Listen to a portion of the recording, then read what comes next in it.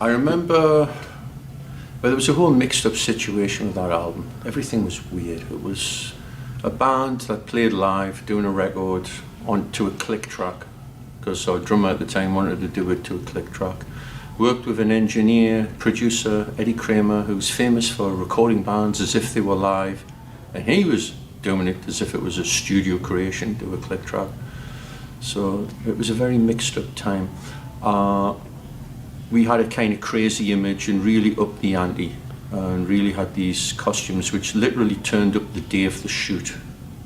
And it was like, well, this doesn't quite fit, squeeze into it. I had a pair of pants on that I think my gonads are still hurting from wearing them at this point.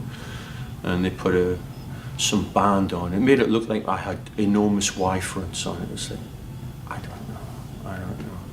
But we had this crazy look. The idea was to have these like lockers, like a locker room. The album was going to be called The Pack Is Back, which was an old expression from the Green Bay Packers, and we were like a gang at the time, and that expression kept coming up. So we went with that and had the idea of us basically bursting out of lockers as kind of like crazed, steroid-ridden football player, musicians or what have you. God knows how you did it. It looked like there was bombs going off in them. It looked pretty cool. And I remember we did some tests. I had a test with my flashy bass on a Polaroid, which looked really cool. It took no time at all. We were like in and out relatively quickly from what I remember.